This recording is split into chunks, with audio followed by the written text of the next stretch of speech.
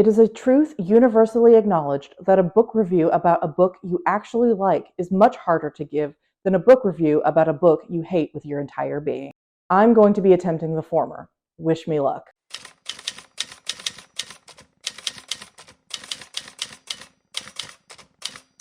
Hello everyone, and welcome back to my channel, Just Another Struggling Writer, the beleaguered author's one-stop shop for commiseration and hopefully inspiration.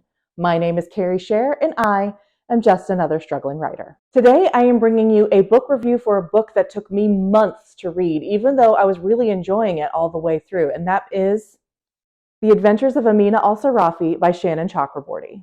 For those of you who have managed not to hear about this book this year, this is a Middle Eastern-inspired fantasy about our titular character, Amina al-Sirafi, a former pirate captain who is happily enjoying her retirement with her family and most particularly her young daughter. However, her peaceful retirement is shattered when a noble woman arrives on her doorstep and offers an incredible sum of money to go on one last adventure. A sum of money Amina ultimately can't turn down. From there, she gets the band back together on her old ship, fighting demons, power-hungry wizards, and sea monsters along the way. So the first thing I will say is that even though this book took me months to read, I loved it. It was really fun. I was never bored. Yes, there was a reading slump right there in the middle with the fire and moving and everything, but this was a great read. I love that the main character of this book was a woman kind of past her prime, enjoying her retirement, and a mother, someone who is deeply driven by the love of her child. The story is written as Amina narrating her adventure to a scribe who is taking down the account of everything.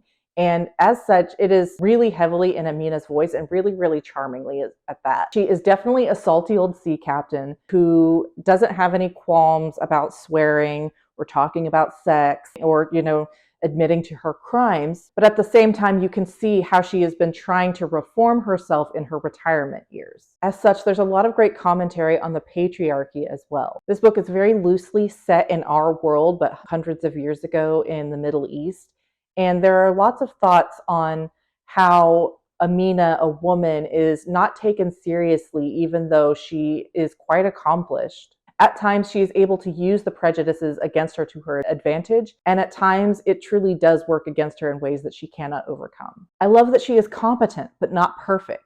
She relies on her friends, but yes, she is very good at her job on her own. One of the things I love most about Middle Eastern fantasy is it gives me, a white girl from Kansas, a chance to experience stories that I never was told or taught growing up. While these books may be fictional, I am able to get a taste of Middle Eastern culture and their stories and their rich history in a way that is both entertaining and in some ways educational. I love Amina's concept of fate and the hand of God guiding her activities. I love Amina's relationship with her faith and how after decades of debauchery as a pirate, she is trying to be on the straight and narrow, but there are just some things that she can't deny about herself. I love that we have a number of queer characters folded seamlessly in. And truthfully, I just love a great nautical seafaring tale, especially about pirates. It's just always so fun. I know nothing about boats, but this is stuff I could read all day long. The struggles of being on the ocean during a monsoon, how it affects, the food and the diet that you eat, paying attention to the currents and mapping the stars. All of that is really fascinating to me. And I was really hoping that this book would be my first 5-star rating of the year, but unfortunately at the end, I don't want to say we go off the rails. Like, I was following along and it made sense to me why the story was taking this turn. I just don't feel like we had time to really sit in it as much as in the first part of the book. Like, it definitely takes a left turn around the 70% mark, but my problem isn't with the turn itself, it's that we don't really get to soak it in and really explore this new angle of the story for very long before we are like dive bombing into the climax. And I get it, you don't want to slow down the pace.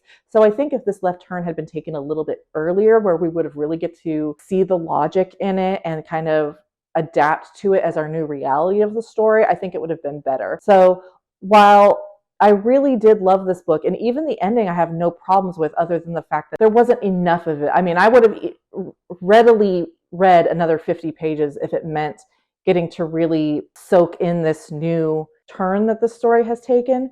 but ultimately it didn't. So I'm sitting at about a 4.5, maybe 4.25 rating for this book. But let me be clear, this is a great book. Like I said, I loved it from start to finish. Even the ending I didn't hate, I just wanted more of it. I also love that it's a standalone for now, because the door is definitely open if Shannon Chakraborty wanted to continue with these characters, but I am totally fine with leaving it as a standalone. I actually really like standalones, so this, as it stands, is a perfectly great story to stand on its own on my shelf. I feel like the length is great. I feel like the characters are great. There's no characters in this book that I don't give a shit about. I'm very interested in all of them and how they all weave together. And like I said, I could read more of this book.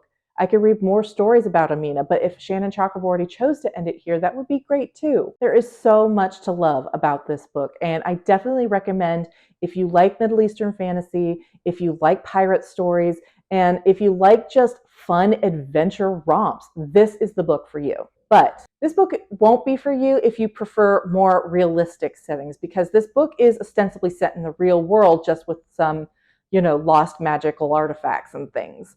So as we got to the end, those magical artifacts and everything started having more weight in the plot. So if that's really not for you, then maybe don't pick this one up. And for my final thoughts, I would just like to read to you the dedication that Shannon Chakraborty put in this book, because it really spoke to me. For all those parenting in hardship during pandemics, through climate crises, and under occupation, for those struggling to keep food on the table and juggle multiple jobs and impossible childcare, for everyone who set aside their own dreams, briefly or forever, to lift those of the next generation. So that's all I have for today. I hope this positive review was to everyone's liking. I know that, negative reviews are the money makers, and I personally love a good rant review, but I just love this book, and I don't really have a lot negative to say, and I feel like we should have more of these positive reviews out in the world, even if I don't really know how to do one.